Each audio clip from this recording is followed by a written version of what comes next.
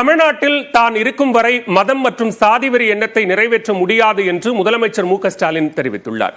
சென்னை எழும்பூரில் அம்பேத்கரின் நினைவு தினத்தையொட்டி தூய்மை பணியாளர்களுக்கு நவீன கழிவுநீர் அகற்றும் வாகனங்கள் வழங்கும் நிகழ்ச்சி நடைபெற்றது. இதில் கலந்து கொண்டு பேசிய முதலமைச்சர் மு.க.ஸ்டாலின் அம்பேத்கருக்கு தமிழ்நாடு அரசு செய்த கௌரவங்களை பட்டியலிட்டார். அப்போது திருமாவளவனின் கோரிக்கையை ஏற்று அம்பேத்கர் மணிமண்டபத்தில் அவருக்கு முழு உருவ வெண்கல சிலை திறக்கப்பட்டதாக முதலமைச்சர் கூறினார். என் பாசத்திற்குரிய எழுச்சி தமிழர் நம்முடைய தொல் திருமாவளவர்கள் வச்ச கோரிக்கை ஏற்று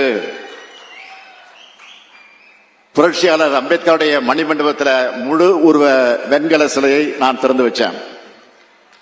அம்பேத்கர் தொழில் முன்னோடிகள் திட்டத்தின் கீழ் 128 பயனாளிகளுக்கு கடனுதவிக்கான ஆணைகளையும் முதலமைச்சர் வழங்கினார். இதேபோன்று தூய்மை பணியாளர்களுக்கு சுகாதார அட்டை, வீடு கட்டுவதற்கான ஆணைகளை வழங்கியவர் மனித கழிவுகளை மனிதர்களே அகற்றுவது முற்றிலும் நிறுத்தப்பட வேண்டும் என்றார்.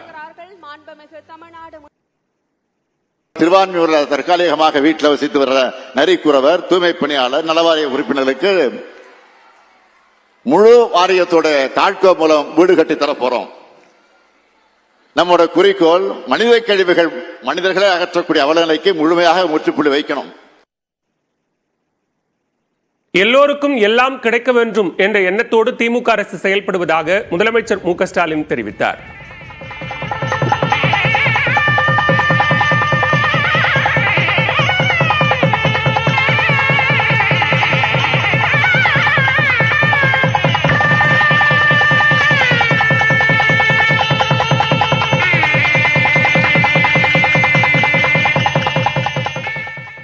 தமிழ்நாட்டில் சமூகத்தை பிளவுபடுத்தும் சக்திகளை அம்பலப்படுத்தி சமூக நீதியை நிலைநாட்டுவோம் என்றும் முதலமைச்சர் கூறினார்.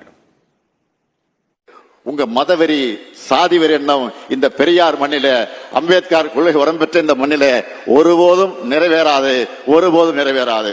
இந்த ஸ்டாலின் இருக்கும் வரை உங்களால் அதை நிறைவேற்றவும் முடியாது.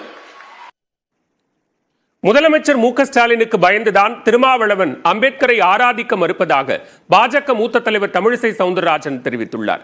சென்னை பாரிமுனையில் உள்ள அம்பேத்கர் படத்திற்கு மரியாதை செலுத்திய அவர் செய்தியாளர்களிடம் பேசினார். அப்போது அம்பேத்கரின் பெருமையை பாடுவதற்கு திருமாவளவன் இரும்பாக நிற்க வேண்டாமா என்று கேள்வி எழுப்பினார். மரியாதைக்குரிய அண்ணன் திருமாவளவன் அவர்கள் அம்பேத்கர் வழியில் நடக்கிறேன் என்று சொல்கிறார்கள். ஆனால் மரியாதைக்குரிய அம்பேத்கர் அவர்களை பற்றிய ஒரு புத்தக வெளியீட்டு விழாவில் கலந்து கொள்ள மறுப்பது மட்டுமல்லாமல் அதற்கு அவர் விளக்கம் சொல்லிக் கொண்டிருக்கிறார்.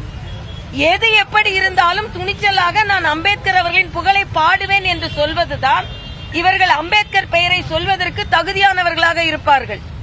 அம்பேத்கர் அவர்களின் பெருமையை பாடுவதில் இரும்பாக நின்று அவர்கள் உறுதியாக நிற்க வேண்டாமா? அப்போ மரியாதைக்குரிய அம்பேத்கர் பெயரை வைத்து என்ன காய் நகர்த்தினானா? காய் நகர்த்துகிறார்கள் என்றால் நான் காய் நகர்த்தும் அளவிற்குத்தான் நான் பலவீனமானாக இருக்கிறேன் சொல்கிறாரா? இன்று திருமாவளவன் அவர்களின் அரசியல் வாழ்க்கையில் மிகப்பெரிய கரும்புள்ளி. திமுக உடனான கூட்டணியின் நம்பகத்தன்மையை கேள்விக்குள்ளாக்குவதற்கு இடம் தரக்கூடாது என்பதால் சென்னையில் நடைபெறும் அம்பேத்கர் குறித்த புத்தக வெளியீட்டு விழாவில் பங்கேற்கவில்லை என்று விசிக தலைவர் திருமாவளவன் தெரிவித்துள்ளார். இது தொடர்பாக நியூஸ் 18 தொலைக்காட்சிக்கு அவர் அளித்த பிரத்யேக பேட்டியை தற்போது பார்க்கலாம். விகடன் பதிப்பகத்தின் மீது நான் எந்த குற்றச்சாட்டையும் வைக்கவில்லை. விடுதலை சிறுத்தைகளை கடுமையாக விமர்சிப்பவர்கள்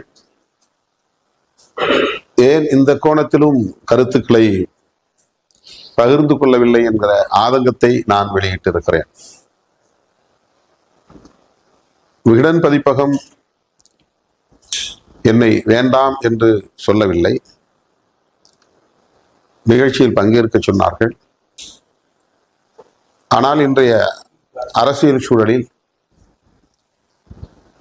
சிலர் திட்டமிட்டே திசை திருப்புகிற முயற்சியில் ஈடுபடுவார்கள். திராவிட முன்னேற்ற கழகத்தின் தலைமையிலான கூட்டணியில் அங்கம் வகிக்கும் விடுதலை சிறுத்தைகள் மீதான நம்பகத்தன்மையை கேள்விக்குள்ளாக்குவார்கள்.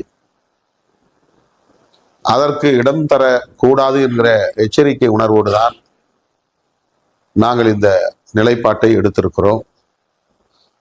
ஆனால் சமூக ஊடகங்களில், மரபு ஊடகங்களில் விவாதிக்கக்கூடியவர்கள் ஏதோ விடுதலை சிறுத்தைகள் அல்லது திருமாவளவன் திமுகவுக்கு அஞ்சுகிறார், திமுகவுக்கு பயந்து கொண்டு இந்த நிகழ்ச்சியில் அவர் பங்கேற்கவில்லை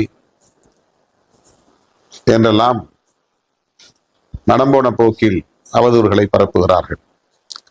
சிலர் ஆதவ அர்ஜுனாவுக்கு பயப்படுகிறார் என்று சொல்லுகிறார்கள். இன்னும் சிலர் திமுகவுக்கு அஞ்சுகிறார் என்றும் சொல்லுகிறார்கள். இப்படிப்பட்ட விமர்சனங்கள் உள்நோக்கம் கொண்டவையாக இருப்பதால் இவர்களுக்கு மீண்டும் தீனி போட வாய்ப்பு கொடுத்து விடக் கூடாது என்கிற அடிப்படையில் தான் நாங்கள் மிகுந்த எச்சரிக்கையோடு இதை அணுகுகிறோம். அவ்வளவுதான். இதில் வேற எந்த உள்நோக்கமும் எமக்கு இல்லை. எங்களை வைத்து பகடை ஆடுவதற்கு, சூதாட்டம் ஆடுவதற்கு நாங்கள் இடம் தரக்கூடாது என்கிற ஒரு நிலைப்பாடுதான். நாங்கள் புரட்சியாளர் அம்பேத்கரின் கொள்கைகளை 24 மணி நேரமும் பேசிக் கொண்டிருப்பவர்கள், வருடத்தில் 365 நாளும் பேசிக் கொண்டிருப்பவர்கள்.